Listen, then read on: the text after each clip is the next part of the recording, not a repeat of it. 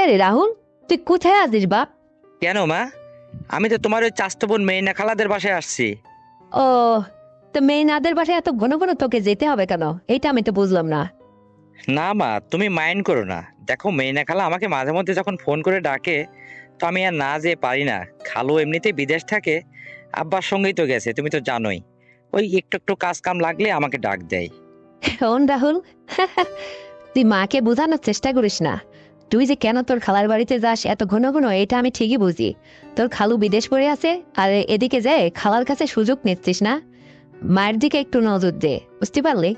বিশ্বাস করো মা, আমি তোমার কাছে একদম মিথ্যা বলবো না।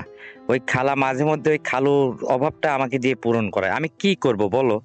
এখন আপন খালা তো আর না, তোমার চাচাতো বোন, সেই দিক দিয়ে আমার খালা। তো খালা আমাকে ডেকে মাঝে মধ্যে বলে যে এরকম তোমার খালু নেই, তো তুমি তোমার খালুর অভাবটা আমাকে পূরণ করো। তা আমি ওই মাঝে মধ্যে যাই, দু এক রাত থাকে তাকে ওইভাবে করে টরে চলে আসি। তো এটা তোমাকে আজকে বললাম, তুমি যখন এটা জানতেই পারছো বা মাইন্ড করতেছো, যাতে আর ভবিষ্যতে এ ধরনের না বলো আমাকে। আরে মাইন্ড করবো নাই বা কেন? আমার খুব রাগ হয় জানিস। এই তোর বাপ বিদেশ পড়ে আছে, তো তুই, তোর খালার লাগবে আর আমার লাগে না? তো তুই মানুষের উপকার আর কতদিন করে বেড়াবি? মায়ের দিকে একটু নজর দে। দেখ, আমিও তো আর পারছি না। তোর বাবা এভাবে বিদেশ পড়ে আছে, আর তোর খালু তো বিদেশ পড়ে আছে। তো তোর খালারে চালাচ্ছিস, আমারে কি করবে? আমার একটা ব্যবস্থা কর। মা, হ্যাঁ তুমি এসব পাগলামো করে না তো। তোমার কি ব্যবস্থা করব? এদিকে মেয়েনা খালাকে দিয়ে আমি অসমুর। আরে খালা যে সুন্দর করে আমাকে তৃপ্তি দেয়, আমাকে নিয়ে এত সুন্দর করে সে দিন কাটাচ্ছে, তোমাকে আর কি বলবো। দারুণ ভাবে জানো, একটা রাতে তিনবার চারবারও সে আমাকে দেয়। আর এত সুন্দর করে দেয় যে আমার মেয়েনা খালাদের বাড়ির থেকে আর বাড়িতে আসতে মন করে না। আর তুমি এর মধ্যে আবার কি বলো আর কি না হয়, তোমাকে আমি কি দিব? ও, আজকাল তাই নাকি? তা ঠিক আছে, তুই তোর ওই খালারে নিয়ে পড়ে থাক। আমার খোঁজ খবর নেওয়া লাগবে না, ফোনটা রাখ। আরে, ফোনটা রাখবো মানে? এই শোনো শোনো মা, রাগ করো না, কি হয়েছে আগে তাই বলো। আরে কি হয়েছে মানে? তুই জানিস না তোর খালার যা আছে তা কি আমার সাথে নেই নাকি? নাকি তোর খালার চাইতে দেখতে শুনতে আমি কম? হ্যাঁ, আরে আমি তো এত সুন্দর নাদুস নুদুস, হুষ্টুপুষ্ট, কত সুন্দর চর্বিওয়ালা তোর মা। তোর মাকে দেখে কত মানুষ লাইন মারতে চায় এখনো, তোর বাবা বিদেশে আছে বলে। আর তোর মতো ছেলের কাছে একটু সাহায্য চাচ্ছি, আর তুই এরকম কথা বলছিস? তোর খালারাই দিবি দিগা? তাহলে আর আমার খোঁজ খবর নিয়ে তোর লাভ কি? ওখানেই পড়ে থাক দিনের পর দিন, তোর আশা লাগবে না। মা দেখো, লক্ষ্মী মা, আমার রাগ করো না। আসলে মেরিনা খালা আমাকে নিয়ে খুবই সুখী। খালা কি বলে জানো, খালুর ওইটার চেয়ে নাকি আমারটা বলে অনেক মোটা বড়। খালা খুবই খুশি, আর এই জন্য খালা আমাকে ছাড়তে চায় না। জানো, সে আমাকে মাঝে মধ্যে অনেক টাকা হাত খরচ চালায়। মাঝে মধ্যে যা লাগে খালা ওইটা আমাকে দেয়। এই যে লাল শার্টটা খালা আমাকে কিনে দিছে। এই জন্যই তো খালাকে নিয়ে দিন যাপন করতেছি, মহা সুখে আছি। এদিকেও চলতেছে, আবার আমারও হচ্ছে, খালার হচ্ছে। শালা আমাকে ছাড়তেই চায় না। আরে এত সুন্দর করে নাইটি পরে রাত্রি আমাকে সেজে গুজে দেখায় না, আমার ওইটা এমন হয়ে যায়, মানে দাঁড় হয়ে যায়। আমি দারুণ ভাবে তাকে সুন্দরভাবে আপ্যায়ন করি, সুন্দরভাবে দিই, বুঝছো। সে আমাকে নিয়ে পাগল হয়ে থাকে। ওইটা ভিতর থেকে ইয়েই করতে চায় না, বের করতে চায় না। মানে আমাকে বলে কি যে দিয়ে রাখতে হবে আমাকে। মানে তোর মতো ছেলে আমাকে জীবনে যতটা খুশি করতে পেরেছে, তোর খালু কোনোদিন এইভাবে আমাকে দিতে পারেনি। আরে খালার কথা শুনে তো আমি অবাক। আবার এর মধ্যে তুমি আবার ভাগ বসাইতে চাচ্ছ। তাহলে আমি দুজনকে একা কি এই ছেলে মানুষ হয়ে চলাইতে পারবো, তুমি বলো মা। দেখ বাবা রাহুল, তোর কথা শুনে আমার একদম ফিজে যাচ্ছে, ভালো লাগতেছে না। লক্ষ্মী সোনা আমার, তুই আজকে বাড়িতে চলে আয় তো। তোর খালার বাড়িতে থাকা লাগবে না, আমি তার চেয়েও সুন্দর করে তোকে দেব। তুই আমাকে নিচে গিয়ে সুন্দর করে জীবন যাপন করবি। আরে তোর খালার চেয়ে আমি তো ইলিশ মাছের পেটি রে। সুন্দর করে তুই আমাকে আপ্যায়ন করবি, সুন্দরভাবে দিবি। আরে তোর বাবারও তো ওই একই সমস্যা, খুব একটা ইয়ে না বুঝছিস, ওই কোনো রকম। আর তুই যে কথা বলছিস, আরে আমার তো এইরকমটাই লাগবে। লক্ষ্মী সোনা আমার, তোর অনুরোধ করে বলছি, তোর হাতে ধরছি, তুই চলে আয় না। তুই আজকের থেকে আমাকে এটা দিবি। আমাকে একবার না, তিন চারবার পাঁচবার একটা রাতে তুই আমাকে দিবি। আমার ভীষণ নিতে ইচ্ছে করতেছে রে। তোর কথা শুনে আমার খুব লোভ জাগতেছে জানিস। আরে তোর ওই কথা শুনেই তো আমার যে কি হচ্ছে, আমি তোকে বুঝাইতে পারবো না, পাগল ছেলে। তুই চলে আয় না, কাজ আছে বাড়িতে, তুই চলে আয়। আজকে রাত থেকেই তুই শুরু করবি। তোর খালার ওখানে আর একটা মুহূর্ত তুই দাঁড়াবি না। আমি তোর মা হয়ে তোকে, মানে এটা অর্ডার করলাম, এক বিন্দু ওখানে থাকবে না, কিন্তু আজকেই চলে আসবি। আরে তোর খালা তোকে নাইটি পরে পরিদর্শন করতে পারে, আমি তোকে তার চেয়েও ছোট কিছু থাকলে সেটা পরে পরিদর্শন করে দেখাবো। তোর মনটা এমনি চাঙ্গা হয়ে যাবে। আরে আমার নেই কি এত সুন্দর সরল যুক্ত আমি, বসলে ওমরের চারটা ভাঁজ পরে দেখিস না কত সুন্দর আমি।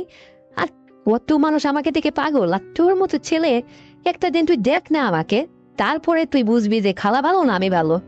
আমার সে কেউ বেশি উষ্টপুষ্ট করবো না কি, আমি তোকে দারুণ ভাবে মজা দেবো। আরে ও তো কিছু জানেই না, আমরা শিক্ষিত মেয়ে, কত আইটেমে কত কি করতে হয় এটা আমি তোকে শিখিয়ে নেব, দেখবি তখন কত মজা লাগে। আরে দোলনায় দুলে চড়ে চড়ে তোকে ইয়ে করবো, তুই আয় না, দেখ কত সুন্দরভাবে তোকে আমি দিব। দেখ বাবা, আয় তুই, আমাকে করে করে একদম মানে আওলা জ্বালা করে ফেলবি। আমার খুব নিতে ইচ্ছে করতেছে তোরটা। তুই তোর খালার ওখানে আর এক বিন্দু থাকবি না। তোর মেয়ে খালা তোকে যত টাকা দেবে তাতে বেশি হাত খরচ তোকে আমি চালাবো, তোকে গাড়ি কিনে দেবো, প্রয়োজনে তোকে তুই যা চাইবি সব দেবো। তোর বাবা ইনকামের টাকার অর্ধেক টাকা তোকে দিয়ে আমি আগেই দিয়ে দেবো। তবুও তুই চলে আয়। তোর বাবাও দিকে পড়ে আছে, সে নিশ্চিন্তায় পড়ে আছে, আজ কয়েকটা বছর হয়ে গেল আসার খবর নেয় না। আবার উনি মোবাইলে আমার সঙ্গে মনে করে ওই ভিডিও কল দিয়ে এই সমস্ত দেখে দেখে নিজে হাতে মেরে দেয়। তো এইগুলো তো ওনার হয়, আমার কি হয়? আমার তো আরো ওই খালি জ্বালা বাড়ানো ছাড়া আর কিচ্ছু না। আর তুই আসলে দেখ প্র্যাকটিক্যাল ভাবে আমি সবকিছু পেতাম, সবকিছু নিতাম। আর যেহেতু তোর এটা অনেক বড় মোটা, এটা শুনে সেই ছোটবেলায় আসলে আমি তোকে দেখছি রে, তারপরে তোকে তা দেখিনি, বড় হয়ে গেছিস না, তো তোর এটার খবর আমি কেমন করে জানবো? আর যখন তুই নিজে মুখে এটা স্বীকার করলি, তাহলে তো ওটা আমাকে নিতেই হবে, আর এরকমটাই আমার লাগবে জানিস। তাহলে আমার পরানটা উড়ে যাতে একবারে। আয় না বাবা আমার। মা, তুমি আবার আজকে সব কি পাগলামো শুরু করলে? ঠিক আছে, আমি আজকে এখনই রওনা হচ্ছি। তাহলে বাড়িতে আসলে তুমি আবার দেবে তো, নাকি অযথা মেয়েনা খালার কাছ থেকে আমাকে টেনে নিয়ে আসতেছো? লক্ষ্মী সোনা আমার, আগে তুই আয় না। আরে দেখ না তোকে আমি কি করি। আরে এত সুন্দর করে তোকে আমি সবকিছু উজাড় করে দিব, তুই ভাবতেও পারবি না। আরে মেয়ে না খালা তোকে কি দিছে, কি এমন দিছে, কিসের লোভে পড়ে আছিস তুই? আরে একটা দিন আজকে রাত থেকে তুই শুরু করে দেখ না। আরে তোর যে কতটা ভালো লাগবে তোকে আমি বুঝাইতে পারছি না। মানে দেখো তোমার নামকে ফলে পরিচয়। তুই আগে আয়, আগে আমি তোরটা নেব, তুই নিজে অনুভব করবি আসলে কত আইটেমে কত রকম ভাবে তোকে আমি সুখী করতে পারি, এটা তুই নিজে প্র্যাকটিক্যালি এটা বুঝতে পারবি। আগে চলে আজকে, তোকে আমি ফাও ফাও কোনো কথা বলছি না রে, অথচ তুই ভয় পাস কেন? চলে আজকে, তোর মেয়ে নাখালার কাছে একদম সময় দিবি না। আর শোন, আজকের পর থেকে আমি তোকে প্রমিস করছি, তোকে আমি এত সুন্দর করে সুখী করব, তোর মেয়ে নাখালার নামে তুই আর মুখে নিতে পারবি না। তোর কথা তো শুনতে ইচ্ছে করবে না, তোকে আমি এত ভাবে দেব। আরে তুই চাস কি তোকে একদম সবকিছুতে আদরে উদরে ভিজিয়ে দেবো, বুঝতে পারছিস? আরে আমার নেই কি, আমার মতো একটা নিয়ে থাকতে তুই ওখানে যেয়ে পড়ে আসিস, আর এদিকে আমি অনাহারে আছি দিনের পর দিন, আমার যন্ত্রণায় আমি বাঁচিনি, আর আমার ছেলে যায় অন্যরে সাহায্য করতেছে। বাহ, এটাতে হয় নাকি? তুই চলে আয় বাজান আবার। মা, ব্যস্ত হও না, আমি আসতেছি। তবে একটা কথা, যদি এরকম কিছু করতে যাই আবার কিছু একটা হয়ে যায় পেট টেট, তাহলে কিছু হবে না তো? আরে না রে বোকা ছেলে, তুই একদম খালি খালি ইউজ করবি, মানে কোনো কিছুতেই তোর সমস্যা নেই। আমার সেটা বন্ধ করা আছে, কোনোদিনে কোনো সমস্যা হবে না। তুই যেটা ভয় পাচ্ছিস সেটা হবে না রে, আমার একদম এটা বন্ধ করা আছে। তুই একদম ইজি ইজি ভাবে কোনো কিছু ব্যবহার করতে হবে না, এমনিতেই মানে মজা নেবি, এমনিতে থাকবি, বুঝতে পারছিস? আর শোন, আরে আমার তো দুইটা সাইড, তুই যে রাস্তায় হাঁটবি তুই সেই রাস্তা, মন চাইবে তুই সেই রাস্তায় যাবি, আমি তোকে একটু বাধা দেবো না। তবে একটা কথা, আমার কাছে যদি তোর ভালো লেগে থাকে কোনো দিন তোর মেয়ে খালার কাছে আর যাবি না। কারণ দেখ না, আরে তোকে যদি আমি দিনের পর দিন খুশি করে রাখতে পারি তাহলে আমিও খুশি, আমারও চাহিদা মিটে যায়, তোরও তোরও হয়ে যায়। তোকে আমি তো বিয়ে শাদী সহজে করতেই দেবো না, যতদিন তোর বাবা বিদেশ থেকে না আসবে অতদিন তুই আমাকে এটা করবি। আর শোন, তোর মেয়ে না খালার কাছে যাস, ওখানে তো একটা রিক্স আছে, ভয় আছে রে, যদি অন্য মানুষ এটা জেনে ফেলে কখনো তাহলে মানিজ্য তোর যাবে, আবার এর সঙ্গে আমারও মানিজ্য যাবে, বুঝিস না তুই কি আমার ছেলে না? আর অযথা এই রিক্সে পড়বি কেন? ভালো জিনিস ঘরে রেখে পচা জিনিস বাইরে যায় তুই এরকম উপভোগ করছিস দিনের পর দিন, এটা হয় নাকি? আর এটা আমি জানার পরে তোকে আর আমি যেতে দিই? আমার মতো জিনিস থাকতে তুই ওখানে যাবি? আরে আমাকে তুই পেলে তো মহা খুশি হয়ে যাবি। তুই শুধু আজকের থেকে শুরু কর, তারপরে কালকে তোর সাথে আমার কথা হবে, বুঝতে পারলি? পাগল ছেলে। মা, তাহলে আমি চলে আসতেছি, কিন্তু আজকে কেবল আমি মেয়েনা খালার সঙ্গে এটা করছি, আজকে তো আর সম্ভব হবে না, আমি চাইলেও পারবো না। কালকে থেকে না হয় শুরু করি। কেন কেন আজকে পারবি না কেন? এই কথাটার উত্তর দে। ওই, ও তার মানে তোর মেয়েনা খেলার সঙ্গে আজকেও একবার থাকছিস এই জন্য? আরে পাগল ছেলে, ওটা আমি ঠিক করে নেব। একদম দেখিস কি অবস্থা, স্টোন হয়ে যাবে। শুধু আমার কেরামতিটা দেখ না। আমি যে কৌশলটা অবলম্বন করব, তোর কোনো কিছুই করা লাগবে না, তুই নিশ্চিন্তে থাক। ও যদি আমার কথায় যদি রাজি খুশি হয়ে যায় তাহলে তোর আপত্তি কি? তখন আমি দেব। পাগল ছেলে, ও জাদু আমার জানা আছে রে। তোর বাবাকে এরকম কত করছি, আর তুই তো বুঝিস না, এটা চলে আগে, টেনশন করিস না। মা, তাহলে কি আমি তো তোমার সব কথায় রাজি হয়ে গেলাম, এবার বাড়িতে আসলে আমাকে একটা মোটরসাইকেল কিনে দেবে তো? আরে বোকা ছেলে, আরে মোটর সাইকেল কেন? প্রয়োজনে তুই হার কি চাবি, তোকে তাই দেওয়া হবে। তুই বুঝতেছিস না, আমি দিনের পর দিন এইভাবে অনাহারে পড়ে আছি। তুই আজকে আমাকে যেভাবে উপকার করার জন্য চলে আসতেছিস বা উপকার করবি, এই খুশিতে তো আমি মহা খুশি রে। তুই মোটর সাইকেল কেন, আমি তো বললাম যে ব্যাংকে চেক লিখে দেবো, তুই ওখান থেকে তো যত খুশি উঠায় নিবি। তবুও তুই আজকের পর থেকে শুধু আমার কথা মতো চলবি। আর কখনো তোর ওই মেয়ে না খালার নামও মুখে নিয়ে আসবি না। আমার মতো তোর এই জোয়ান মধ্যে মা থাকতে অযথা তুই এদিক ওদিক শুধু ছুটে বেড়াচ্ছিলি। আমি তো বুঝতে পারি রে, একটা ছেলে হয়ে মাকে তুই এ কথা কি করে বলবি। আর আমিও তো মুখ ফসকে তোকে এই কথা কখনো বলতে পারতেছিলাম না, লজ্জা ভয় দুটোই কাজ করতেছিল। আর যখন সবকিছু তোর জেনেই গেছি, আর নিজে মুখে যখন তুই স্বীকার করলি, তাহলে আর যাবে কোথায়, পালাবে কোথায়? ধরা পড়ে গেছিস না? এখন তো তুই সঠিকভাবে নিয়মিত আমাকে নিয়ে খুশিতে দিন যাপন করবি রে। তোর বাবা এখন যতকাল বিদেশ থাকে থাকুক গা, আর আমি টেনশন করতেছি না। আমি এখন থেকে তোকে নিয়ে দারুণভাবে মজা করব। আর এতটাই মজা তোকে দিব না, তুই খুবই খুশি হয়ে বেড়াবি, দেখবি তোর শরীর স্বাস্থ্যটা ভালো হয়ে যাবে। কোনো টেনশন থাকবে না। তোর হাত খরচের টাকা তোকে আমি গাড়ি কিনে দেবো, সব করব, তোর সব আশা আমি পূরণ করবো। আমি তোকে প্রমিস করলাম, তুই শুধু চলে আয়। আর একটা দিনও কিন্তু ওখানে তাহলে যাবে না আর। আমি গাড়ি কিনে দেবো, আর তোর খালারে পিছনে বসাই নিয়ে এদিক সেদিক আবার রাস্তায় রাস্তায় ঘুরে বেড়াবি, হানিমুন করবি। তা যেন না হয়। সত্য একটা, তোকে আমি গাড়ি কিনে দেবো, ঠিক আছে? তুই তো আমাকে দিনের পর দিন এরকম নিয়ে মজা তো করবি। শুধু তাই না, বিকেল হলে সুন্দর করে পার্কে এদিকে ওদিকে আমাকে পিছনে বসায় ঘুরতে নিয়ে যাবি। তোর গাড়িতে উঠে আমি হানিমুন করবো, এদিক ওদিক ঘুরবো, বুঝতে পারছিস? এই সপ্তাহে যদি রাজি থাকিস তাহলে কালকেই তোকে আমি গাড়ি কিনে দেবো, নতুন গাড়ি। পাগল ছেলে, দেখ না তোর জন্য আমি কি করি। শুধু এই অনাহারি মাতারে একটু সফল করে, একটু আশাটা পূরণ করে, একটু আশাটা মেটা, তাহলে তো আমার আর কিছু লাগে না রে। তোর মতো ছেলের কাছে আর আমি কি চাইবো বল? পাগল ছেলে, তা ঠিক আছে, রাখতেছি, তুই চলে আয়। ওকে মা, ঠিক আছে, চলে আসতেছি, তুমি চিন্তা করি না তো। আজকে রওনা দিচ্ছি। আল্লাহ হাফেজ। তো বন্ধুরা, আমার ছেলে আর আমার এই সংলাপটি শুনে তোমাদের কেমন লেগেছে? যদি তোমাদের বিন্দুমাত্র বিনোদন দিতে পারি, তাহলে এক্ষুনি চ্যানেলটিকে সাবস্ক্রাইব করে দাও, ভিডিওতে একটা লাইক দাও, আর শেয়ার করে তোমার কাছের বন্ধু বান্ধবকে শোনার সুযোগ করে দাও। আর হ্যাঁ বন্ধুরা, আগামীকাল আরো সুন্দর গল্প নিয়ে আসছি। ততক্ষণে সবাই তোমরা নিজের স্বাস্থ্যের যত্ন নেবে, ভালো থাকবে, এই প্রত্যাশায়। আল্লাহ হাফেজ। হ্যালো বন্ধুরা, কেমন আছো তোমরা? আশা করি সবাই ভালো আছো। আর আমিও তোমাদের দোয়ায় খুবই ভালো আছি। তো বন্ধুরা, আজকে তোমাদের যে গল্পটি শোনাইতে চলেছি দারুণ মজার হতে চলেছে। তো গল্পটা একদম স্কিপ করবে না, সম্পূর্ণ শুনবে, তাহলে অনেক মজা পাবে বন্ধুরা। তো বন্ধুরা, তার আগে তোমাদেরকে আমি সাজেস্ট করব, তুমি যদি এই চ্যানেলে নতুন দর্শক হয়ে থাকো তাহলে এখনই সাবস্ক্রাইব করে দাও, ভিডিওতে একটা লাইক দাও, শেয়ার করে তোমার কাছের বন্ধু বান্ধবকে শোনার সুযোগ করে দাও। তো বন্ধুরা চলো শুরু করা দেখ আমার আজকের সেই আকর্ষণীয় গল্পটি। তো বন্ধুরা, আমি শেফালি বলছি। আমি একটা বড় ধনী পরিবারের মেয়ে। আমার বাবা ছিল এলাকার একটা মাতব্বর। আমি যখন কলেজে পড়াশোনা করতাম, অনেক জায়গা থেকে আমার সম্বন্ধ আসতো, ভালো ভালো ঘরে বিয়ে আসতো। কিন্তু বাবা পছন্দ করে একটা ইঞ্জিনিয়ার ছেলে দেখে আমার বিয়ে শাদীর বন্দোবস্ত করলো। তারপরে 1 মাস পরে আমার বিয়ে হয়ে গেল। কিন্তু ওখানে যাই দেখি আমার শ্বশুর এবং আমার স্বামী, মানে এদেরকে বোঝাই যায় না যে এরা বাপ ছেলে। মানে আমার শ্বশুরের ফেকারটা যেন অনেক সুন্দর, হ্যান্ডসাম, ইয়াং মতো লাগে। আমি তো আমার শ্বশুরকে দেখে দারুণ খুশি হয়েছি, আর আমার স্বামীও কম না।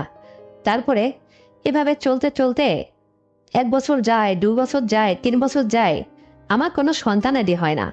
তারপরে আমার শাশুড়ি একটু জেদি টাইপের, মানে আমার শাশুড়ি কথায় কথায় উঠতে বসতে আমাকে খোঁটা দিয়ে কথা বলে, মানে আমাকে বলে অপায়া বাইজা, বাচ্চা কাচ্চা হয় না, কোথ থেকে এই সমস্ত নিয়ে আসছে, আমার শ্বশুরকে এই সমস্ত বলে আমাকে ইয়া করে, মানে অনেক অনেক কথা শোনায়।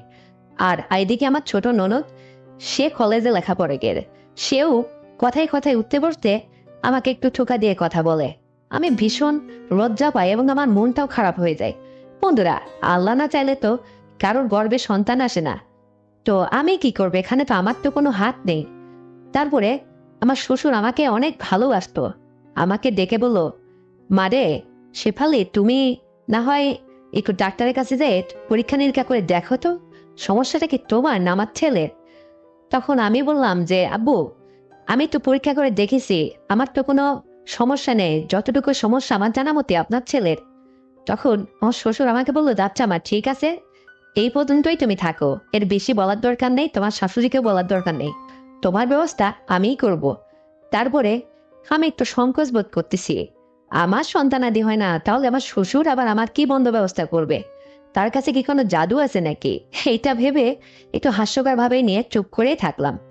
তারপরে আমার হাজবেন্ড বাড়িতে থাকে না, সে চিটাগাং থাকে, সে একটা প্রাইভেট কোম্পানিতে জব করে, সেই কোম্পানির আন্ডারে ইঞ্জিনিয়ারিং করে। যাই হোক, সে অনেকদিন পরে পরে বাড়িতে আসে, 2 মাস 3 মাস পর পর আসে।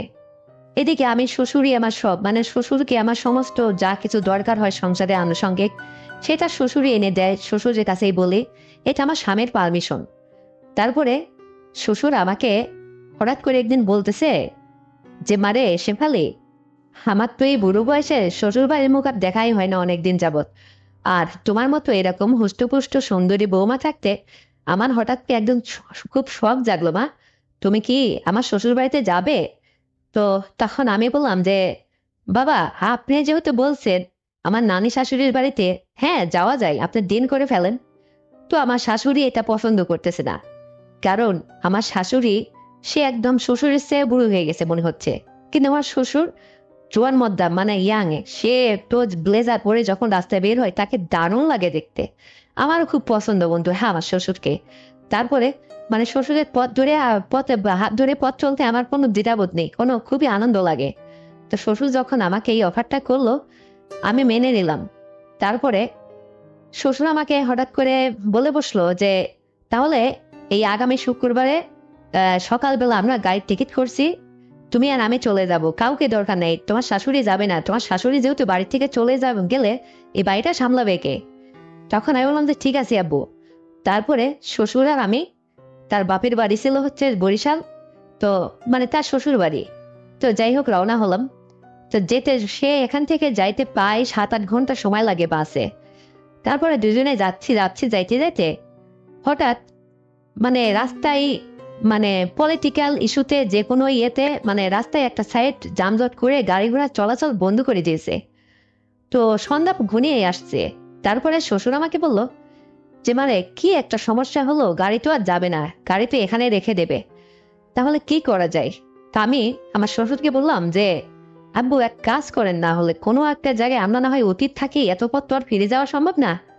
তখন আমার শ্বশুর বললো যে হ্যাঁ শিপালি, তুমি ঠিকই বলছো, দেখি কোনো একটা জায়গা চেষ্টা করে দেখি, যদি অতীত থাকা যায় তাহলে তো ভালোই হতো, আর যদি অতীত না থাকা যায় প্রয়োজনে কোথাও আবাসিক হোস্টেল আজকে রাতটুকুই তো থেকে, তারপরে কালকে যানজট ছেড়ে এখান থেকে আবার গাড়ি ভাড়া করে চলে যাব। তারপরে শ্বশুর একটু চেষ্টা করলো, এদিক সেদিক একটু ঘোরাফেরার চেষ্টা করলো, কিন্তু শহর বাজারে কি আর কেউ কাউকে অতীত রাখে বন্ধুরা, কেউ আসলে অতীত রাখতে চায় না। আমি তো বোরকা পরা মুখ বাঁধা, আমি একটা মেয়ে ছেলে মানুষ, অনেকে ভাবতেছে এরা মনে হয় স্বামী স্ত্রী, অনেকে এটা ভাবতেছে, কারণ আমার শ্বশুর তো হ্যান্ডসাম, আর তার পাশে যখন একটা মহিলা মানুষ পাশে সাথে যায়, তাকে এটা ভাবাটাই আসলে স্বাভাবিক। তারপরে একটা মানুষ আমাকে এসে বলতেছে আপু আপনি কই যাবেন, একটা ছেলে। আমি বললাম যে আমরা তো আসলে এই সমস্যায় পড়ছি, তো এখন আমরা আসলে যাব বরিশালে, কিন্তু তার আগেই যে আটকে গেলাম, যানজট বা রুট বন্ধ করে দিছে, বাস নাকি আর যাবে না। তো ছোট ভাই আমরা আজকে রাতটুকু উচিত থাকতে চাইছি। তো উনি বলতেছে যে আমি ব্যাচেলার থাকি, স্টুডেন্ট, আমার বাড়ি তো এখানে না, আমার বাড়ি রাজশাহীতে, যাই হোক আপনাদের একটা সৎ পরামর্শ দিতে পারি। তখন আমি বললাম যে হ্যাঁ ছোট ভাই বলো। তখন ও ওই ছেলেটা বলতেছে যে এই অমুক বলাকা হোস্টেল আছে, এটা আবাসিক, ওখানে আপনারা আপাতত রাতটুকু যাপন করতে পারবেন। তখন আমি ওই ছেলেটার কথা মতো শ্বশুরকে বললাম, যাবো বলাকা হোস্টেলে নাকি আবাসিক হোস্টেল আছে, এখানে বলাকা হোস্টেল নামে, এখানে চলেন আমরা রাত যাপন করি, কালকে সকালে ভোরে না হয় গাড়ি ছাড়লে তখন চলে যাব। তো আমার শ্বশুর তখন বললো যে আচ্ছা ঠিক আছে মা, তাই হোক। তারপরে তখন রাত প্রায় 9টা বেজে গেছে। এদিক সেদিক খোঁজাখুঁজি করতে করতে একটু সময় তো লাগবেই। তারপরে ওখানে হোস্টেলে এসে আমরা আসলে ওখানে একটা রুম নিলাম। রুম নিয়ে তারটুকু থাকার চিন্তা ভাবনা করলাম। শ্বশুর আমাকে বলতেছে যে মানে এখন তো তুমি আমার বৌমা, আমি তোমার শ্বশুর, আসলে একটা রুমের মধ্যে কিভাবে একটা রুমই নেবো না 2টা রুম? তখন আমি বললাম যে এটা আপনি কি বলেন আব্বা, আপনি আমার শ্বশুর, আপনি আমাদের একই রুমে থাকলে কি সমস্যাটা কি? শ্বশুর তো বাপের মতোই হয়। তখন আমার শ্বশুর হেসে দিয়ে বলতেছে তোমার যদি কোনো আপত্তি না থাকে তাহলে তাই করা যাক। তারপরে আমরা যাই হোক ওখানে রাতটুকু থাকতে লাগলাম। শ্বশুর আমাকে বলতেছে যে তোমার যদি খিদে লাগে আমি একটু হোস্টেল থেকে তোমার হালকা পাতলা নাস্তা নিয়ে আসি। শ্বশুর আমার জন্য বাইরে থেকে নাস্তা নিয়ে এসে আমাকে একটু দিল, দিয়ে আমাকে বলতেছে তুমি দরজা লাগিয়ে একটু বিশ্রাম নাও, একটু মোবাইল টিপাটিপি করো, এদিক সেদিক একটু সময় কাটাও, আমি বাইরে থেকে একটু, আমার আবার চায়ের দোকানে বসে অভ্যাস, তো চায়ের দোকান থেকে চাটা খেয়ে ফ্রেশ হয়ে আসি। তাই বললাম যে ঠিক আছে আব্বু, আপনি যান। তারপরে ওই হোস্টেলের যে ম্যানেজার, উনি হঠাৎ করে এসে আমাকে বলতেছে দরজায় নক করলো। দরজায় নক করার পরে আমি যখন দরজাটা খুলে দিলাম, তো আমার শ্বশুর এদিকে তো আসতেছে না, আমার তো গা হাত পা ছমছম করতেছে। তো হোটেল ম্যানেজার আমাকে বলতেছে যে ম্যাডাম আপনার এই রুমে কি লোক লাগবে? যদি লোক লাগে ভালো টাকা দিত। তখন আমি বললাম যে ম্যানেজার সাহেব আপনি এটা কি বলেন? আপনি আমাকে আসলে যা ভাবছেন আমি তা না। তখন ম্যানেজার সাহেব বলছে ও, আমি ভাবছি যে আপনি মনে হয় লোকাল, আপনি হয়তো কোনো ম্যান রুমে নেবেন, এই জন্য কোনো টাকা পয়সা, এই জন্য আপনাকে জিজ্ঞাসা করছি। আমি বললাম, না ভাই, এটা আপনার ভুল ধারণা, আপনাদের হোস্টেলে নাকি এই সমস্ত চলে, আমি আমার জিজ্ঞেস করলাম। তখন ম্যানেজার সাহেব বলতেছে যে হ্যাঁ, আমাদের এখানে অনেকে রাত যাপন করে এবং তারা বলে কি যে কোনো মানুষ যদি এসে এরকম খোঁজে তাদেরকে আমাদের কাছে নিয়ে আসেন কিছু টাকা পয়সার বিনিময়ে। তো আমি বললাম যে ঠিক আছে ভাই, এটা শুনলাম আর কি, কিন্তু আমি ওই ধরনের না, আমার শ্বশুর আমার সাথে আছে, আমরা গাড়ি যানজটে যাইতে পারি না, এই বিপদে পড়ে আপনাদের এখানে রুম নিয়ে আশ্রয় নিছি। যাই হোক, তারপরে ম্যানেজার সাহেব এটা বুঝলো, বুঝে চলে গেল। যাওয়ার পরে আমার তো ভয়ে মানে কেমন যেন লাগতেছে যে হে আল্লাহ, কোন জায়গায় এসে রুম নিলাম, ম্যানেজার সাহেব এসে এরকম করে, নিশ্চয়ই তাহলে এই হোস্টেলে এ ধরনের কারবার চলে, আবার কে কোথা থেকে এসে আমার রুমেতে উঠবে নাকি। তাই বলে আমি ভিতর থেকে দরজাটা ভালো করে লাগিয়ে দিলাম যে এবার যে বেতে এসে দরজায় নক করুক, আমি দরজায় আর খুলবো না। আমার মনের মধ্যে একটা ভয় কাজ করতেছিল। তারপরে ঠিক যখন রাত 11:30 বাজে, ওই সময় আমার শ্বশুর বেটা এসে দরজায় নক করতেছে, নক করে বলতেছে যে শেফালি শেফালি। তখন আমি চিন্তা করলাম যে আমার শ্বশুর ছাড়া তো আমার নাম এখানে কেউ জানে না। তখন আমি বুঝলাম যে হ্যাঁ, আমার শ্বশুর এসে দরজায় নক করছিস। তখন দরজাটা খুলে দিলাম। ও বাবা, দরজাটা খুলে দিয়ে দেখি আমার শ্বশুরের মুখের দিকে তাকায় দেখি চোখ টোক সে তার কেমন যেন মানে লাল হয়ে আছে সে, কি একটা অবস্থা, স্বাভাবিক না অস্বাভাবিক। আমি বলছি যে আব্বু, আপনার এই অবস্থা কেন? কি বাইরে থেকে কি খাইছেন? কি হয়েছে? চা খাইতে গেলেন না আপনি? তখন ওর শ্বশুর বলতেছে হ্যাঁ রে মা, আমি চা খাইছি, সমস্যা নাই, এই এমনিতে এরকম, তুমি শুয়ে পড়ো। তো যাই হোক, আমি শ্বশুরের বিছানটা ভালো করে করে দিয়ে তাকে শোয়ার ব্যবস্থা করে দিলাম, এবং আমিও তার পাশে শুয়ে, তো কোল বালিশ তো নাই, মানে 2 পাশে 2টা বালিশ, একই বেডে আসলে শোয়াটা তারপরেও আমার কাছে কেমন যেন লাগতেছিল। যাই হোক, শ্বশুর অনেক সময় বাদে এ কথা সে কথা বলে বলতেছে যে আমার তো খুব মাথায় ব্যথা করতেছে, মানে তোমাদের যে কি করে বলি শেফালি, তুমি আমার একটু মাথাটা একটু মালিশ করে দাও তো। তাই বললাম যাব্বা, গাড়ি জানে করে আসা হয়েছে তো হতেই পারে এরকম। তাই বলে তার মাথায় হাত বুলিয়ে মাথাটা মালিশ করে দিচ্ছিলাম, তারপরে তার পা টিপে দিচ্ছিলাম, হাত টিপে দিচ্ছিলাম। ও বাবা, সে দেখি কিছু সময় পরে আমাকে বলতেছে যে এখানে না ওখানে, আমার খুব ভালো লাগতেছে, তুমি আমার দিকে ঘুরে এদিকে শোও, তোমার সাথে আমি গল্প করব।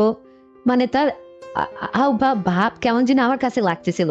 আমি এটা আসলে একটু মনেই করলাম যে তার তো মানে ভঙ্গিমা কেমন যেন লাগতেছে, মতলবটা কি, শ্বশুর এরকম করে কেন? রাত 1টা বেজে যায়, শ্বশুর তো ঘুমায় না।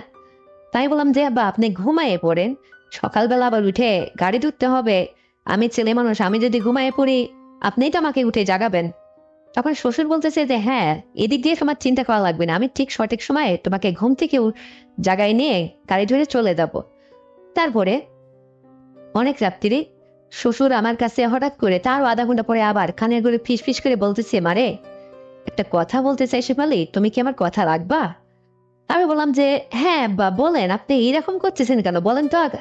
এই আপনি উঠে বসেন তো। তখন আমার শ্বশুর বলতেছে, মারে এইভাবে বলো কেন? আমি বললাম যে হ্যাঁ, আপনি অনেক সময় ধরে এরকম করতেছেন কেন, কি হয়েছে আপনার? সে বলতেছে যে মারে একটা কথা মনে পড়ে তোমার, মানে আমি তোমাকে চেক আপ করতে বলছিলাম যে ডাক্তারের কাছে যাই, যে আমার ছেলে তোমাকে সন্তানাদি দিতে পারে না, দোষটা তোমার না আসলে আমার ছেলের।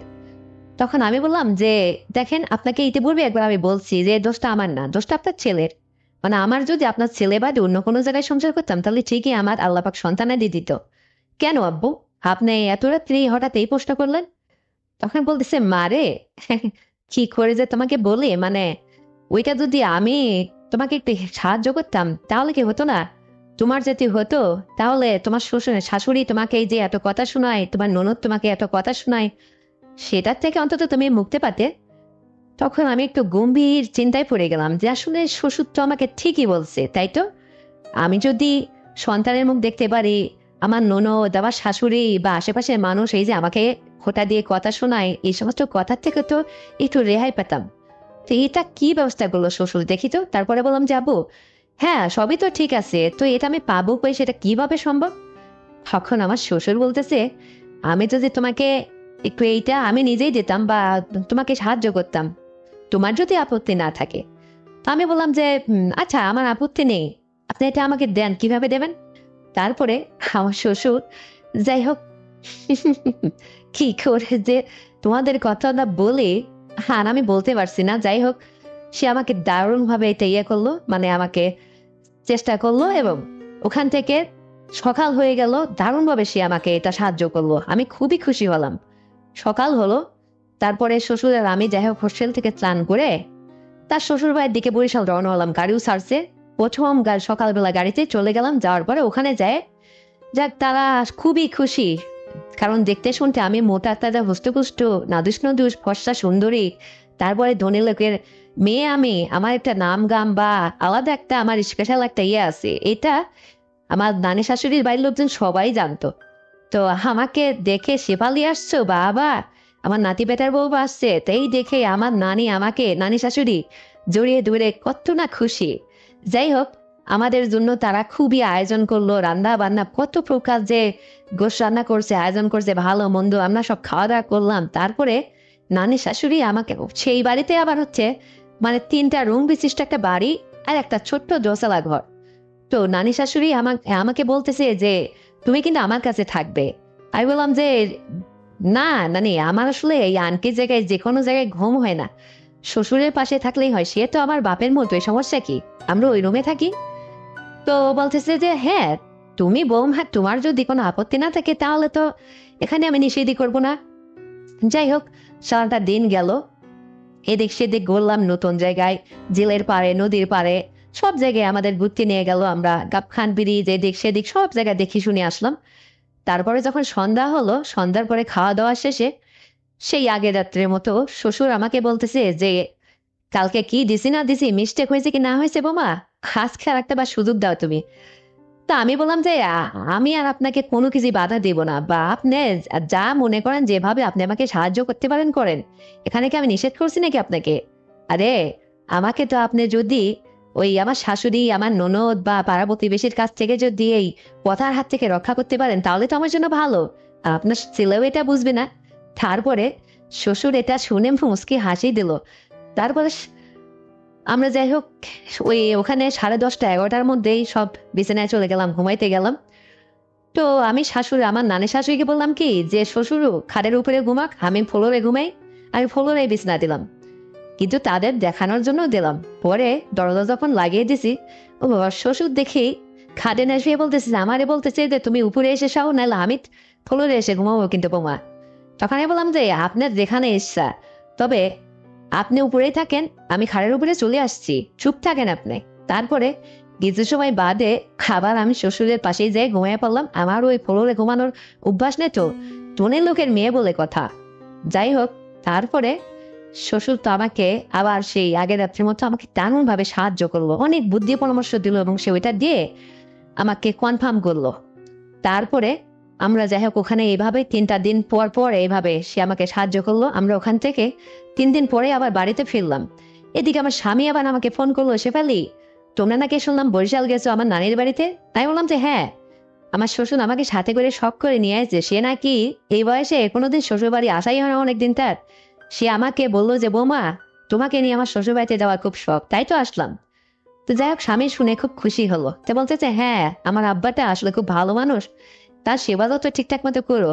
তা আমি তো বললাম যে হ্যাঁ, তোমার বাপের সেবাদত তো আমার মতো করে আর কে করবে, যে সেবাদত আমি করতেছি। আর সেও তো মনে মনে ভাবলাম আমার দারুণ সেবাদত না সাহায্য করতেছে। তুমি তো এবার এসে বাবার মুখ দেখবে, বাবার মুখ মানে তোমার ছেলের মুখ দেখবেই, মানে তুমিও বাবা হবে, মনে মনে এটা ভাবলাম। তারপরে যাই হোক, ওখান থেকে 3টা দিন থাকার পরে বাড়িতে চলে আসলাম। আসতে পথে গাড়িতে বসে শ্বশুর আমাকে বলতেছে, শেফালি তোমার শাশুড়ি বা অন্য কেউ তোমার আর আমার এই চলাফেরার এই জিনিসটা যেন বুঝতে না পারে, বুঝতে পারছো? এটা তোমার মধ্যে রেখো। আল্লাপাক যদি চায়, যদি হয়, তাহলে আর তো কোনো কথাই নেই। তাহলে তোমার আর কোনো কথাই শুনতে হবে না তার শাশুড়ির কাছ থেকে। যাই হোক বন্ধুরা, এইভাবে চলতে চলতে আমার স্বামীও বাড়িতে আসলো। স্বামী অনেক ছুটিতে আসলো, 15 দিনের ছুটি। এর মধ্যে তার সাথে যত সদ্যভাবে আমি সময় দিলাম, তাকে অনেক আদর আপ্যায়ন করলাম, তাকে নিয়ে ঘুরলাম ফিরলাম। সে বাইকে নিয়ে অনেক জায়গায় গেল, অনেক মজা মাস্তি করলাম স্বামীর সঙ্গে। তারপরে সে ওই 15টা দিন একটা দিনও বাদ দেনি, তার সাথে আমি এভাবে অ্যাক্টিভ ভাবে থাকার পরে সে চলে গেছে। পরে আমি তাকে ঠিক 3-4 মাস পরে তাকে এই সুসংবাদটা দিছি যে তুমি কিন্তু বাবা হতে যাচ্ছ। তারপরে আমার স্বামী এটা শুনে আকাশের চাঁদ যেন নেমে আসলো, মানে কত যে খুশি। কিন্তু আমি তো মনে মনে ভাবতেছি যে তুমি তো খুশি হবেই ছিলে, হ্যাঁ, কিন্তু কে যে সাহায্য করলো, কোত্থেকে আসলো, এটা তো তুমি জানো না। যাই হোক, হছলের বাপ সবাই হতে চাই। তো আমার স্বামী যে বাপ হওয়ার কথা শুনে দারুণ খুশি। সে এই কথা শুনেই পরের সপ্তাহে অফিস থেকে ছুটি নিয়ে আবার বাড়িতে চলে আসলো। এসে আমাকে বলতেছে, শেফালি তুমি ঠাট্টা করতেছে না তো? তাই বললাম যে একদম না, এই দেখো না। তারপর সে আবার আমাকে ডাক্তারের কাছে নিয়ে গেল, যায় পরীক্ষা নিরীক্ষা করে দেখে যে হ্যাঁ সত্যি। সে তো মহা খুশি। বাবা আমাকে নিয়ে আবার সে আমার মায়ের মায়ের বাড়িতে এসে আমাকে সাথে করে শ্বশুর বাড়িতে মিষ্টি মুখ করে আসলো, কত যে খুশি। তারপরে আমার ঠিক সময় মতো সন্তান ভূমিষ্ঠ হলো। তারপরে আমার সংসারে, শ্বশুরবাড়ির সংসারে আমি যে কতটা মানে সম্মানের বৌমা হলাম তাদের কাছে। আমার শাশুড়িও আমাকে তখন থেকে ভালোবাসতে লাগলো, কারণ তাদের একটাই সন্তান ছিল তো। এখন তারা যে নাতিন উৎকারের মুখ দেখবে না, এটা নিয়ে বড় আফসোস তাদের মধ্যে ছিল, বা আমাকে মাঝে মধ্যে উঠতে বসতে কথা শোনাতো। এটা তখন আমার খুব খারাপ লাগতো। তো শ্বশুর আমাকে কিন্তু বড্ড উপকার করেছে, আর আমার স্বামীও কম না। যাই হোক, তাদের পরিবারে সবাই আর কি মানে নামাজ কালাম পড়তো বা এমনি ধর্মভীরু। কিন্তু আসলে ওই যে একটা ছিল, তার তো 5টা নেই, যে আর একটা যদি নেই রকম বাইজা অপায় হয় তাহলে তো সেটা বলে কথা। কিন্তু তার তো একটাই সন্তান, তার যদি বাবু না হয় তাহলে তো তাদের আর কোনো আশা ভরসায় নেই, নাতিন উৎকার মুখ দেখতে পারবে না। এটা বলে তাদের মনটা খারাপ, আমাকেও কথা শোনাতো। সেটার থেকেও আল্লাপাক আমাকে রক্ষা করলো। তারপরে আমার যে এক সন্তান হলো, সন্তান ভূমিষ্ঠ হওয়ার পরে ছেলেটা বড় হলো, দেখতে শুনতে একদম আমার হাজবেন্ডের মতোই, ও দাদার মতো দারুণ। আমি তো মনে মনে খুবই খুশি। দেখ শ্বশুর তারপরে আমাকে বললো যে শেফালি আর কি কোনোদিন তোমার সাহায্যের দরকার? তাই বললাম যে না আব্বা, আর কোনোদিন এই কথা আর মুখে নিয়ে আসবেন না, আর কোনো সাহায্য আপনার লাগবে না। যা হয়েছে এটা নিয়ে আমি সন্তুষ্ট। আল্লাহ পাকের কাছে অশেষ রহমত। আল্লাহ পাক আমাকে অনেক ভালোবাসছে, আপনার ছেলেও আমাকে ভালোবাসে এখন। আমার শ্বশুর, আমার ননদ, প্রতিবেশী, আমার বাবা মা, সবার কাছে আমি এখন কত সম্মানের পাত্রী হয়েছি। সবাই আমাকে এখন দাম দেয়, ভালোবাসে, আদর করে। আর বাইজা অপেয়া এই সমস্ত কথা, আজেবাজে কথা আর আমাকে এখন শুনতে হয় না আব্বা। আর আপনিও নেক্সটে যা হয়েছে হয়েছে এটা ভুলে যান, আর কোনোদিন এ ধরনের কথা আমাকে শোনাবেন না। তো আমার শ্বশুর তখন আমাকে বললো, মারে যেটা এটা তোমার উপকারের জন্য আমি বলছিলাম, বুদ্ধিটা দিয়েছিলাম। যাই হোক, আমার দ্বারা যদি তুমি বিন্দুমাত্র উপকার হয়ে থাকো তাহলে আমি খুশি, কিন্তু আর কোনোদিন তোমাকে এই ধরনের সহযোগিতা আর আমি করতে চাইবো না। তুমি আমার বৌমা বৌমার মতোই থাকো, মেয়ে মেয়ের মতোই থাকো। আমি তোমাকে আর কোনোদিন বাধা দেবো না, এবং আমিও খুশি হলাম, তোমাকেও আমার পরিবারের কাছ থেকে একটু রক্ষা করলাম, মান সম্মানের হাত থেকে বাঁচালাম। তোমারও হলো সন্তানাদির সব নেই কার। মা সবাই হতে চাই, বাবা সবাই হতে চাই, কিন্তু কুব্বর আল্লাহ সবার আশা পূরণ করে না রে মা। তো আমি তখন শ্বশুরকে বললাম যে হ্যাঁ, এটা ঠিক, কিন্তু আজকের পর থেকে আপনার সমস্ত পিছনের কথা ভুলে যাবেন, নতুন করে আমরা আবার বাঁচতে শিখি। যাই হোক বন্ধুরা, তারপরে আমি তো আমার বাকি জীবনটা আমার সন্তানকে নিয়ে, স্বামীকে নিয়ে, শ্বশুর শাশুড়ি ননদ সবাইকে নিয়ে কত সুখীতে কাটাতে লাগলাম। ৫ ওয়াক্ত নামাজ কালাম পড়ে আল্লাহর কাছে দোয়া দোয়া করি, আল্লাহ তুমি আমাকে ক্ষমা করে দিও যদি কোনো ভুলবশত করে থাকি। তুমি পিছনের জীবনের সমস্ত গুনাহ মাফ করে দিও। আর এইরকম কষ্ট কোনো মেয়েকে বাইরে অপায়ে বানাও না, যে যাতে কোনো শ্বশুর শাশুড়ির বাড়ি যেয়ে অনেক কথা শুনতে হয়, শাশুড়ির বকুনি শুনতে হয়। এইরকম মানে কষ্ট কোনো মেয়েকে আর তুমি দিও না। তো বন্ধুরা, তারপর থেকে আমার স্বামী সুখী, আমি সুখী, আমার শ্বশুর খুশি, আমার শাশুড়ি খুশি। আর পুরো পরিবারটার মুখটা উজ্জ্বল করে দিলাম আমি। আর এদিকে আমার বাবা মাও আমাকে মানে দারুণ ভালোবাসতে লাগলো, নাতি ছেলে পেয়ে তারাও খুব খুশি হলো। তো যাই হোক, এই ছিল আমার জীবনের ছোট্ট একটা গল্প। যদি শেফালির এই গল্পটা তোমাদের শুনে একখান্ত ভালো লেগে থাকে, তাহলে এক্ষুনি চ্যানেলটিকে সাবস্ক্রাইব করে দাও, ভিডিওতে একটা লাইক দাও, আর শেয়ার করে তুমি তোমার কাছের বন্ধু বান্ধবকে শোনার সুযোগ করে দাও। আর হ্যাঁ বন্ধুরা, আগামীকাল আরো সুন্দর গল্প নিয়ে আসছি। যদি তোমাদের কোনো রিকোয়েস্ট থাকে তাহলে কমেন্ট করে অবশ্যই জানাবে, আমি সেই ধরনের গল্প তোমাদের আপলোড করে শোনাবো। হ্যাঁ, তোমার পরিবারের খেয়াল রাখবে, তুমি নিজে সুস্থ থাকবে, আর তোমার ছোট্ট সন্তানকে নিয়মিত স্কুলে পাঠাবে। এই প্রত্যাশায় আজ এই পর্যন্তই। আল্লাহ হাফেজ। আসসালামু আলাইকুম। ওয়ালাইকুম আসসালাম। কে বলছেন আপনি? ও বাবা, আমার বাড়িতেই ভাড়া থাকছেন আর আমাকে চিনতে পারছেন না কেন? আমি আলম ভাই বলছি। আমার নাম্বার আপনার ফোনে সেভ করা নাই? ও হো হো হো হো, আলম ভাই। হ্যাঁ, চিনতে পারছি এবার। আর নাম্বারটা আসলে সেভ করা ছিল, আমি একটু মোবাইলটা চেঞ্জ করছি তো, এই জন্য আর কি ওই নাম্বারটা হারিয়ে গেছিল। যাই হোক, কি বিষয়ে ফোন করছেন ভাইয়া? আমি আসলে ফোন করছি, ভাড়ার টাকাটা তো দিতে হবে নাকি? গত মাসেও আপনি ভাড়াটা দিলেন না, আবার ভাই বললো যে এ মাসে দেবে, কই এ মাসের অর্ধেক চলে গেল, তারপরে তো টাকাটা আসলো না। এরকম হলে কি হবে? হুম। আর ভালোই তো হেসে হেসে কথা বলছেন, মুখে খুব রস, মনে খুব আনন্দ, না? ভাড়াটা তো দিতে হবে নাকি? না হলে কি হয় এভাবে পরপরে 2-3 মাস ভাড়া না দিয়ে থাকলে? আসলে তো আমার এভাবে ভাড়া, এইরকম ভাড়াটি আর দরকার নেই।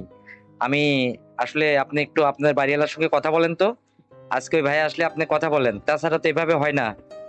আলম ভাই, এইভাবে বলছেন কেন? একটু ঠান্ডা মেজাজে কথা বলুন।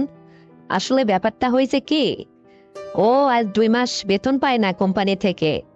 পাবলিক ফার্মে চাকরি করে তো, ঠিকঠাক মতো বেতন হচ্ছে না, এই জন্য আপনার টাকাটা দিতে পারছে না। ভাইজান, একটু অপেক্ষা করেন, তারপরে আপনার টাকা ঠিক আমরা পরিশোধ করে দেব।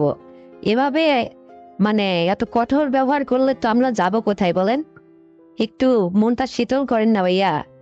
তারপরে আমার পুরো ব্যাপারটা ছেড়ে দেন, আমি দেখবো বিষয়টা। আমার হাজবেন্ড আজকে বাসায় আসলে তাকে বুঝিয়ে বলবো, না হলে আমার কোনো গয়নাঘাটে বিক্রি করে হলেও আপনার টাকাটা পরিশোধ করব। এত টেনশন নিয়েন না ভাই, একটু শান্ত হন।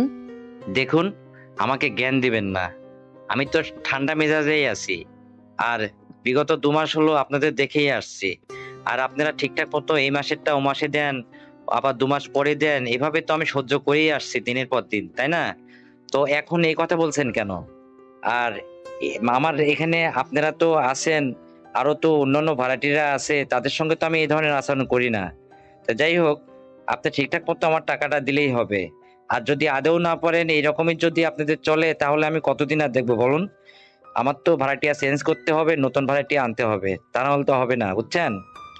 আলম ভাই, আমার ছেলে মেয়ে লেখাপড়া করে, আসলে ওদের খোঁজ খবর আমি ঠিকঠাক মতো নিতে পারছি না। ওদের লেখাপড়ার টাকা যোগান দিতে গিয়ে আমি অনেকটা পিছিয়ে যাচ্ছি। এই কারণে বাড়ি ভাড়ার টাকাটা আসলে সময় মতো আপনাকে পরিশোধ করতে পারছি না, বুঝছেন? তো একটু সহানুভূতি দেখান না ভাই। এইভাবে এত কঠোরতা দেখালে আমরা যাব কোথায় বলুন না? আমরাও তো মানুষ। আর আপনি তো অনেক বড় লোক, আপনার অনেক বাড়ি গাড়ি টাকা পয়সা আছে। একটা বাড়ির মাটি এমন এমন হলে একটা কি হয়? একটু ধৈর্য ধরে টাকাটা নেন, তাহলেই আমি হবে, আমি দিতে পারবো, বুঝছেন? এতটা কঠোর হবেন না ভাইয়া। টাকা পয়সা চিরকাল মানুষের থাকে না, বুঝছেন? একটু ধৈর্য ধরে নেন। আর আপনি এতটাও আমার উপর থেকে আস্থা হারায়েন না। আমার হাজবেন্ড যদি দিতে নাও পারে, টাকাটা আমি আপনাকে পরিশোধ করিয়ে দেবো, বুঝছেন? আচ্ছা ঠিক আছে, আপনি যখন এত করে বলছেন, তাই হবে। আর আমি সেভাবেই নেব। আর একটা কথা শুনুন, ওই 3 তলার ওই ভাড়াটিয়া ওই ভাবির নাম্বারটা একটু আমাকে ম্যানেজ করে দেবেন। একটু দরকার ছিল। আলম ভাই, ওই ভাবি তো অনেক সুন্দরী, আপনি ওর নাম্বার কি করবেন? কে, ও কি কোনো আপনার সঙ্গে কোনো দুর্ব্যবহার করছে নাকি অন্য কোনো বিষয়? আপনাকে আমি নাম্বারটা দিতে বলছি, আপনি ওর নাম্বারটা আমাকে ম্যানেজ করে দিবেন, ওর সাথে আমার কথা আছে, বুঝছেন? এত বোঝেন কেন? হুম।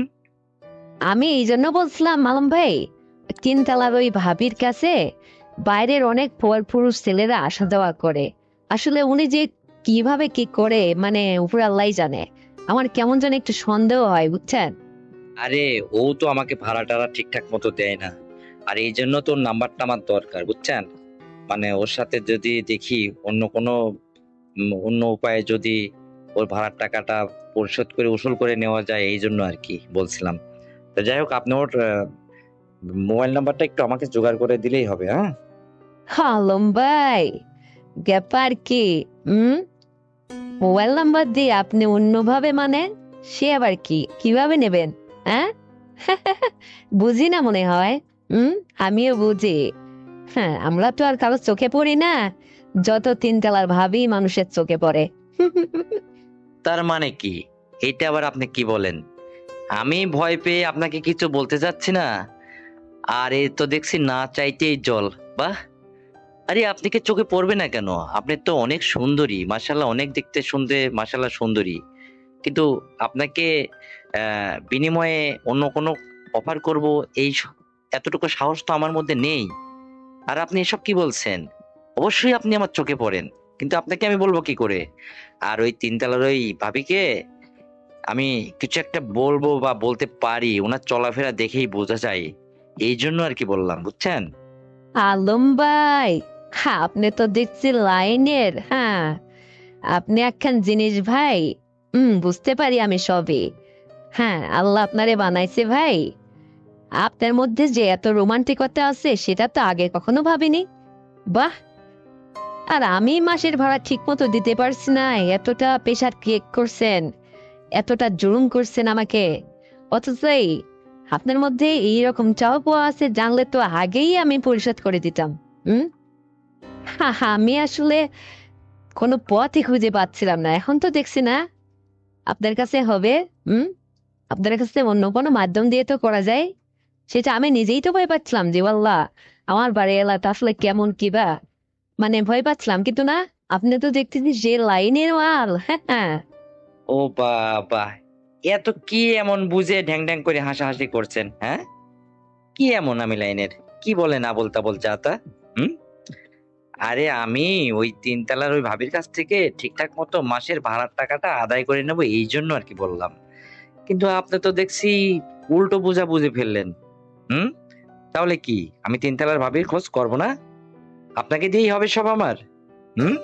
হ্যাঁ, চাইলেই হবে।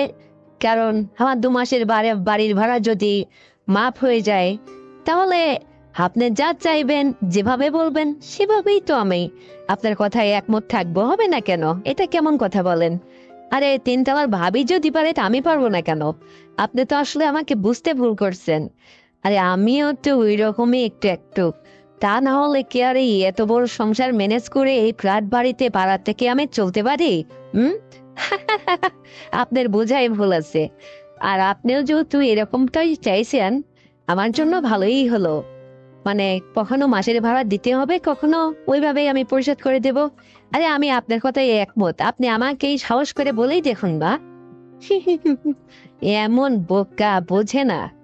তার মানে আপনি বলতে চাইছেন আমি তিনতলার ওই ভাবিকে কি অফার করতে চাইছি সেটা আপনি ডাইরেক্ট এভাবে মেন করে বসছেন?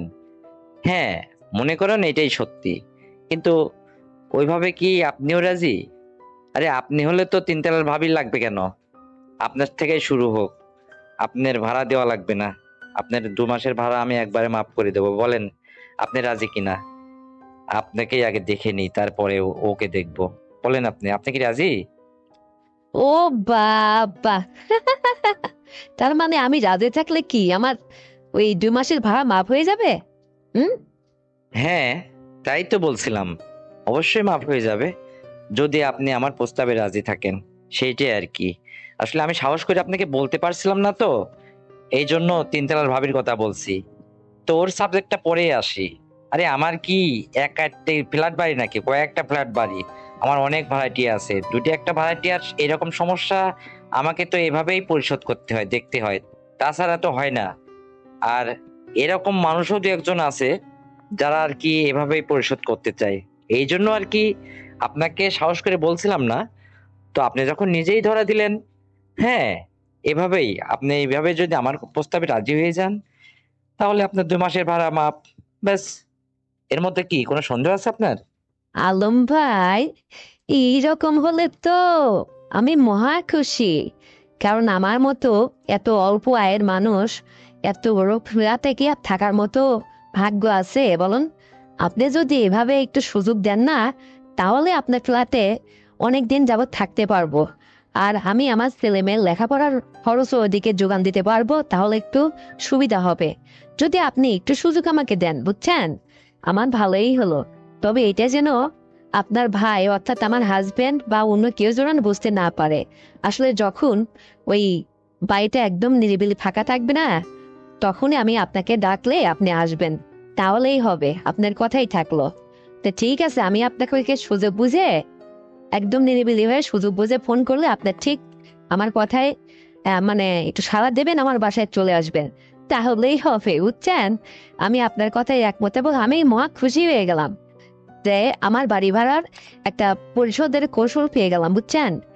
আর আমারও চললো, আমি তাহলে একটু দীর্ঘমেয়াদী আপনার ফ্ল্যাটে থাকতে পারলাম, এটাই আর কি। তো ঠিক আছে আলম ভাই, আপনি কি আর কিছু বলবেন? আমি আর কি বলবো, তবে একটা কথা শুনুন। আপনি তাহলে, আপনি নিজেই যখন রাজি আছেন, তাহলে তো আমার গল্পটা শেষ। এখন ওই তিনতলার ভাবিকে আর এই মুহূর্তে কিছু বলার দরকার নেই, বুঝছেন। যখন প্রয়োজন হবে তখন, আগে আপনাকে পরিশোধ করে নিই, তারপরে ওকে দেখবো। হুম। ওরে বাবা, হুম, অত সহজে আমি তিনতলার ভাবির কাছে আপনাকে ধরা দিতে দেব না। আমি আছি না। হ্যাঁ, আমাকে আগে আমার পর্ব শেষ করুন, তারপরে পরের চিন্তা ভাবনা। আপনাকে কি আর অন্য কারো কাছে আমি ছেড়ে দেব আর যাওয়ার সুযোগই দেব না? আমি যখন আসছি যতদিন এই ফ্ল্যাটে, অতদিন আমার সঙ্গেই আপনি, বুঝছেন। কারো কাছে আমি যেতে দেব না, বিষয়টা মাথায় রেখেন। আর অনেক কথাই তো হলো, আমার হাজবেন্ড বাসায় আসার সময় সময় হয়ে গেছে। হ্যাঁ, তো এখন আমি রাখতেছি। আপনার সঙ্গে কালকে নিরিবিলি একসময় ফোন করে কথা হলে বিস্তারিত আমি আপনাকে সময় সুযোগটা বলে দেব। আর আপনি ভাড়ার টাকার জন্য আর আমাকে প্রেশার কিক করবেন না, বা আমার হাজবেন্ডকেও কিছু আর চাপ দিবেন না। বিষয়টা আমি দেখে দেব। ওইভাবে, ওই যে যেটা বললাম, ঠিক আছে? আচ্ছা ঠিক আছে। আর এই কথাটা যেন আর কেউ না জানে। হুম। ঠিক আছে। তো ভালো থাকবেন, রাখতেছি। সাবধানে থাকবেন। ওকে আলম ভাই। আল্লাহ হাফেজ। ভালো থাকবেন আপনিও। Bye bye. বাবা লিটন, তুমি বাড়িতে ফিরছো কবে? এই তো শাশুড়ি আম্মা, আমি এই মাসের 2 তারিখে বাড়িতে ফিরছি। কেন, কিছু বলবেন? তোমাকে তো অনেক কথাই আমার বলার ছিল বাবা, কিন্তু বলতে কই পারছি। কারণ আমার মনে হচ্ছে এতদিন তুমি আমার সঙ্গে যা যা করছো, আমার মেয়ে মনে হয় কিছুটা বুঝতে পারছে। তা না হলে আমার ফোনটা ধরে না কেন? কি সমস্যা কি ওর? তুমি কি এটা জানো কিছু? না আম্মা, এই বিষয়ে তো কই, আমার তো জানা মতে আপনার মেয়ে তো আপনারা আমার সম্পর্কে যা যা হয়েছে এই সমস্ত কিছুই জানে না। কেন, আপনি কি বুঝতে পারছেন যে আপনার মেয়ে কিছু বুঝতে পারছে? প্রশ্নই ওঠে না। তাই যেন হয়। কারণ দেখো, তুমি আর আমি আসলে এতদিন ধরে যা কিছু করছি, এটার জন্য আসলে কেউ না বুঝতে পারে। দেখো বাবা, তোমার শ্বশুর তো সে মানে আগেই চলে গেছে। এখন আমি সম্পূর্ণ ভরসা করছি তোমার উপরে। তুমি আমার মেয়েকেও চালাবে আর আমাকেও চালাবে। কারণ আমি তো একবারে যে বুড়ো হয়ে গেছি তা তো না রে বাবা। তোমার জোয়ান শাশুড়ি আমি। আর তুমি আমাকে যেহেতু পছন্দ করো, আর আমি কিন্তু তোমার উপরে ডিপেন্ড করে অন্যের ঘর করতে আর চাইলাম না। আমি চাইলে পারতাম, যেহেতু আমার মেয়ে তোমার হাতে উঠাই দিয়েছে, এখন তো আর আমার সমস্যা ছিল না। আমি চাইলেই অন্য কাউকে নিগা করতে পারতাম, কিন্তু তা না করে আমি আমার সংসারে পড়ে আসি, চাতকের মতো চেয়ে আসি। তুমি বাড়িতে কবে আসবে, এসে মেয়েকেও দেবে, আমারও না হয় হতো। তো সেই অপেক্ষায় কিন্তু আমি দিন গুনছি। আচ্ছা শোনো বাবা, তুমি কি সরাসরি বাড়িতেই আসবে নাকি আমার এখানে এই বাসাতে উঠবে? না আম্মা, এটা আপনি ঠিক করুন, আমি কি করব? আমি কি আপনার মেয়ের কাছে যাব, না আপনার কাছে আগে যাব? যেটা আপনি বলবেন আমি তাই করব। হা হা, আমি বলছিলাম কি বাবা, আহ, তোমার বাড়িতে না যে মনে হয় আমার কাছে আসলে ভালো হতো, কারণ অনেক দিন পরে যখন তুমি আসছো, তো প্রথম এটা না হয় আমি নিতাম, তারপরেরটা না হয় মেয়ে পাইতো। তো তুমি এদিক দিয়ে আগে ঘুরে যাও, আমি তোমার জন্য অপেক্ষা করতেছি।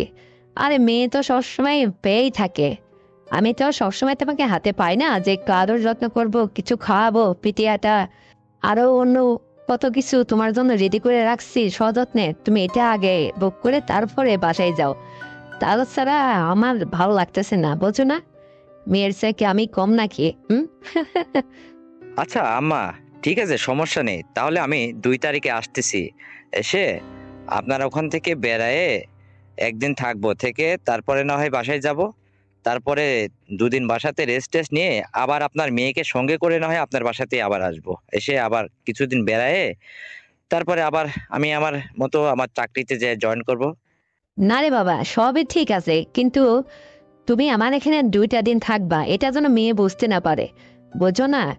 এতটা দিন আমি তোমার জন্য অপেক্ষা করছি বাবা, কারণ তুমি এসে আমাকে সুন্দর করে আদর আপ্যায়ন করবে। দেখো আমি তোমার জন্য পচিয়ে আছি, বোঝো না কেন? আমার ভাল লাগে না জানো, কিচ্ছু ভাল লাগে না। মনে হয় কি, যদি আমার মানে কোনো উপায় থাকতো তাহলে একটা মানে বাবু নিতাম। তো তা তো আর পারছি না, মানুষের প্রশ্নের সম্মুখীন হতে হবে আমাকে বাবা, একা একাও থাকতে ভাল লাগে না। তুমি আসো, এসে আমার এখানে 2টা দিন থাকবা, থেকে আমি তোমার সঙ্গে মানে কি করব আর না করব, বোঝো না এটা?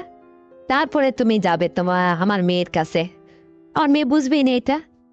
এটা না হয় বুঝলাম আম্মা, কিন্তু মা হয়ে মেয়ের হক মেরে খাবেন, এটা কি ঠিক হচ্ছে আপনার?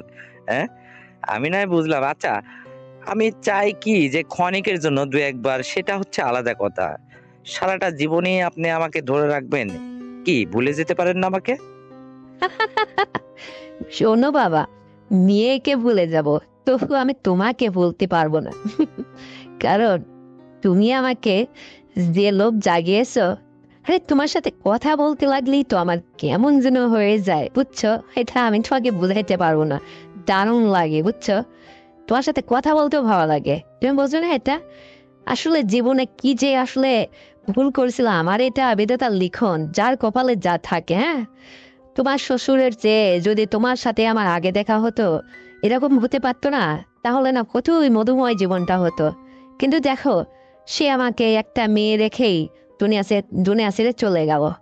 এখন আমি বাধ্য হয়ে তোমার মতো একটা জোয়ান জামাইকে ধরে রাখছি, বোঝো না এটা? তুমি আমার মেয়ের সংসারটা সুন্দরভাবে চালাবে, আর আমার দিকে একটু নজর রাখো বাবা, কারণ দেখো আমি তোমার উপরে ডিপেন্ড করে আছি। আমি একদম হাল ছাড়ি না, আর কখনো পারবো না। যতদিন তোমার সম্ভব ততদিন তুমি আমাকে চালিয়ে নেবে, কারণ খুবই ভালো লাগে। তুমি যে এত সুন্দর করে ইয়ে করো না, এটা আমি খুব পছন্দ করি। আমার মেয়ে, আমার মেয়ে বলে কথা, তাই তোমার মনে করো সংসার করে যাচ্ছে, শুধু তোমার এই সমস্ত সবকিছুর লোভ সে সামলাইতে পারছে না, ওর জন্য অ্যাডজাস্ট হয়েছে, বুঝছো? কারণ এটা আমিও জানি, বুঝতে পারছি। আর আমি যেহেতু নিজে তোমার সঙ্গে এটা না করলে তো বুঝতে পারতাম না যে তুমি আসলে কেমন, বুঝো না এটা? এই জন্য তো লোভ সামলাইতে পারি না। তুমি কোনো কথা ছাড়া সোজা চাকরি থেকে যখন ছুটি হবে, সোজা আমার বাসায় আসবা। আমি তোমার জন্য কিন্তু সেজে গুজে দারুণ ভাবে রেডি হয়ে থাকবো। তুমি এসে আমার হাতে সুন্দর খাবার খাবে, আমার বাসায় 2টা দিন রেস্ট নেবে, আমাকে ঠান্ডা করবে, সুন্দরভাবে আমার সঙ্গে কথাবার্তা বলবে। আমাকে খুশি না করে আমার বাড়ি থেকে তোমাকে বেরোতেই দেব না। এতদিন ধরে চেয়ে আছি, এই সমস্ত বললে হবে বলো? হুম। তারপরে তুমি আমার মেয়ের কাছে যাবে, বুঝতে পারছো? এটা ভুল করো না কিন্তু। আমি ওইসব কিচ্ছু বুঝবো না বাবা। তুমি নেবে নে যাই বলো না বলো, আমি তোমার অপেক্ষায় আছি। আমার কথাটা যেন তোমার মনে থাকে, বুঝছো? আচ্ছা ঠিক আছে আম্মা, আমি না হয় আপনার কাছে আগে আসব। শোনেন, আমি যে আপনার কিছু কেনাকাটা করে দিব, মার্কেটে নিয়ে যাব। তারপরে 2 দিন থাকবো, থেকে আপনার সঙ্গে যাই হোক আপনি যেটা চাইছেন ওখানে যায় সেটা দিব, দিয়ে তারপরে বাসায় ফিরবো। হ্যাঁ, এই তো বাবা, তাই যেন হয়। কারণ দেখো, আচ্ছা, একটা কথা বোঝো লিটন, আমি তোমাকে একটা কথা বুঝাই। ধরো খোদা না খাস্তা আমার মেয়ের একটা কিছু হয়ে গেল, তখন তুমি কার উপরে ডিপেন্ড করবে বলো? তখন আমি তো কিন্তু তোমাকে চালিয়ে নেব। তোমার আর বিয়ে শাদী ভবিষ্যতে করতে হবে না, বুঝতে পারছো? এই দিকে তুমি নিশ্চিত থাকো। কারণ আমি কি দেখতে শুনতে কম? হুম, কত সুন্দরী আমি, সবাই বলে। নাকি তোমার চোখে আমার ভালো লাগে না কোনটা? হুম, তুমি তো দেখছোই, বোঝো নাই? হ্যাঁ। হ্যাঁ আম্মা, এইটা আমাকে বোঝাতে হবে না নতুন করে, আমি তো জানি। কারণ আমি আপনার হাতে খাইছি, আপনার সঙ্গে সবই তো হয়েছে, তো বুঝবো না কেন? হুম, সবই বুঝি তো। আপনি যেটা বলছেন এটা আমার কোনোদিনও হবে না, আমিও জানি যে আমার এক হাত চলে গেলে আর এক হাত আছে, এটা নিয়ে জীবনটা পার করে দেব। এদিকে আমি নিশ্চিত আছি, বুঝতে পারছেন? তো ঠিক আছে, রাখবো না আর কিছু বলবেন? না না, আর আর কি বলবো বাবা, তোমাকে হাতে পেলে, তোমাকে কাছে পেলে আর আমার কোনো চাওয়া পাওয়াই নেই। আমি শুধু তোমার অপেক্ষায় আছি। জানো, একদম ভাল লাগে না রাতে যখন একা একা ঘুমাই, শুধু তোমার কথাই আমার মনে পড়ে। আচ্ছা বাবা, আর একটা কথা জিজ্ঞেস করি, তুমি এইটা বলো তো, আমাকে ভালো লাগে না আমার মেয়েকে তোমার ভালো লাগে, কোনটা? মানে তোমার ইয়ে করে ভালো লাগে কাকে, আমাকে না মেয়েকে? আম্মা, আপনাকে আমার বেশি ভালো লাগে, হয়েছে? হুম, আপনি খুশি থাকলে আমি খুশি। কারণ আপনার মতো আমিও, আমি যখন এই চাকরিতে এখানে ব্যাচেলার থাকি, একা একা রাত্রে ঘুমাই, সারাক্ষণ শুধু আপনাকে নিয়েই ভাবতে থাকি, জল্পনা কল্পনায় সবকিছুর মাঝেই আপনি। আপনার মেয়ে তো আছেই, পাশাপাশি আপনি একটু বেশি, কারণ আপনার মেয়ের চেয়ে আপনি একটু বেশি সুন্দরী, বেশি ভালো লাগে, বুঝতে পারছেন? আপনি দারুণ। হুম। তো খুশি? হ্যাঁ, মেলা খুশি আমি। খুশি মানে মহা খুশি। এর চেয়ে খুশি মানুষ হয়? তুমি আমার একমাত্র ভরসা বাবা। কারণ তুমি এতদিন আমাকে যে লোভ দেখিয়েছো, সেইটাকে ভোলা আর বলো। আমার মেয়েও শান্তিতে বাস করতেছে, এদিকে আমিও অনেক খুশিতে আছি। আমার কাউকে দরকারই পড়ে না তুমি থাকলে। আর সারাটা জীবন এরকমই চলবো আমরা, বুঝতে পারছো? তো ঠিক আছে, অনেক কথাই তো বললাম। তুমি নিজের খেয়াল রেখো বাবা। আর সর্বপ্রথম কিন্তু এখানে আসবা। আর শোনো, এই কথাটা যেন আমার মেয়ে কিছুতেই বুঝতে না পারে যে তুমি আমার বাসাতে আগে আসছো। এদিকে খুব খেয়াল, কথায় কথায় আবার ওকে বলে দিও না যে আমি শাশুড়িতে বা শাশুড়ি বাড়িতে যাব, বুঝতে পারছো? এটা যেন মাথায় থাকে। একটু বুদ্ধি করে চলো, তাহলে লং টাইম চলতে পারবে। হুম, তো ঠিক আছে, ভালো থেকো, রাখি। আর শোনো, মাঝে মধ্যে যখন আমার ভালো লাগে না, আমি মিস কল টিস কল দিলে ফোনে তো টাকা থাকে না, এক মিনিট কল ব্যাক করে একটু আমার সঙ্গে কথা বলো। তোমার সাথে আমার কথা না বললে ভালো লাগে না বাবা, বোঝো না কেন এটা? করার দিন বুঝতে হবে। আমি তোমাকে সবসময় ভাবনায় রাখি, আর তুমি আমাকে ভুলে পড়ে থাকো। শুধু মেয়েকে পড়ে থাকলে, মেয়েকে নিয়ে থাকলেই হবে? আমার খেয়াল রাখতে হবে না? আমার কেউ আছে নাকি? হুম। আচ্ছা, মন খারাপ করো না, ভালো থেকো। ঠিক আছে আম্মা, আসসালামু আলাইকুম। তো বন্ধুরা, আমার জামাই এবং আমার এই সংলাপটি শুনে যদি আপনাদের বিন্দু মাত্র ভালো লেগে থাকে, তাহলে এক্ষুনি চ্যানেলটিকে সাবস্ক্রাইব করে দেন, ভিডিওতে একটা লাইক দেন, আর শেয়ার করে অন্যকে দেখার সুযোগ করে দেন। আর হ্যাঁ বন্ধুরা, আরো সুন্দর গল্প নিয়ে আসছি, ততক্ষণে সবাই অপেক্ষায় থাকেন। আসছি আবার নতুন গল্প নিয়ে আপনাদের মাঝে।